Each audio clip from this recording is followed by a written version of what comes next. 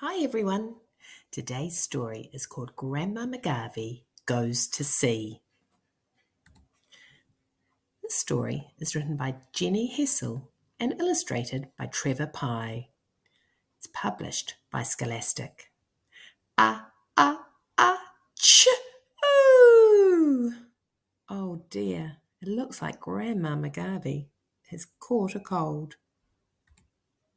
When Grandma McGarvey needed a rest, she had a bad cold and a pain in her chest. She didn't sip lemon or take to her bed or stretch herself out on the couch. Instead, she loaded the car with nautical gear, a piratical pirate, some bottles of beer, a compass, a cutlass, a couple of pails, and a hammock that Grandpa had bought at the sales. The strings, she noticed, were not very tight, so her bottom was sure to poke through in the night. Then she gave a sly smile and did a wee jig. This could be the start of something big, she said, as she plastered her nose with zinc. And what do you think? It was. When Grandma McGarvey rode out on the tide, she stood at the helm with the dog at her side, and she gazed at the compass and called to the crew, "Ahoy there, me hearties! There's work we must do. All hands to the wheel. Let's give this a crack."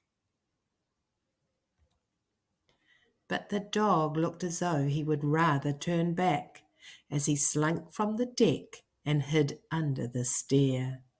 And the parrot turned surly and started to swear.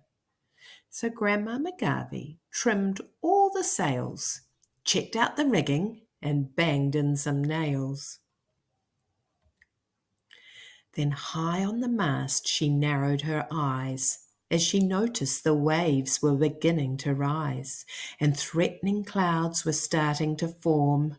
"I hope we're not heading straight into a storm," she said as her heart began to sink. And what do you think? They were.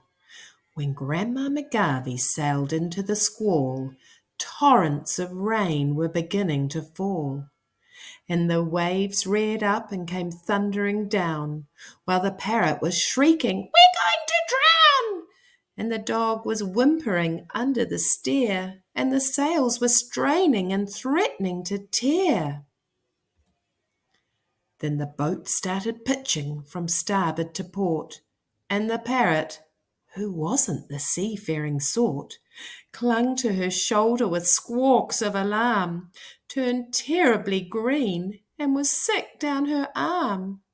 And the dog, whose eyes were bulging with shock, did something disgusting all over her sock. "At least," said Grandma, stifling a curse, "things couldn't possibly get any worse." And she pinched her nose to block out the stink. But what do you think? They did. When Grandma McGarvey opened her eyes, the waves had returned to a comfortable size. So she tidied the deck and straightened the sails, and bailed out the boat with the battered old pails. And when it was done, she muttered, "At last, I think we can say that the danger has passed." "Think again!" shrieked the parrot, and pointed its wing, and Grandma beheld the most terrible thing. Her knees began knocking, her eyes opened wide. A man-eating shark had loomed alongside. Its skin was all slimy, its eyes were blood red, and razor-sharp teeth flashed white in its head, as it opened its mouth with a gluttonous grin, swooped on the deck, and sunk its jaws in.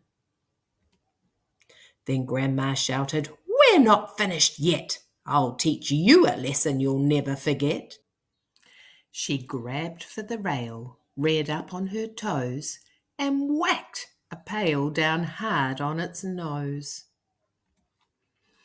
And before the shark could get itself free, Grandma McGarvey went down on one knee and wound the hammock around it tight, and its bottom stuck through as she thought that it might.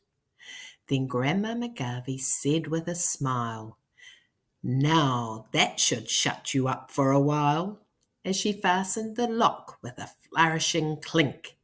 And what do you think? It did. When Grandma McGarvey headed for home, she soared on the waves and she flashed through the foam. And when she came within sight of the land, she could see on the jetty a gathering band. They were clapping and shouting and raising a cheer, the townsfolk, the councillors, even the mayor. So Grandma McGarvey blew them a kiss. "They'll probably give me a medal for this," she said as she waved and slipped them a wink. And what do you think? They did. Lots of exciting things happened to Grandma McGarvey in this story. I wonder what was your favourite part of the story? Could you draw a picture of your favourite part and write a sentence about it to share with your teacher and classmates? Go back and listen to the story again. We're looking forward to seeing your pictures. Have a great day, everyone.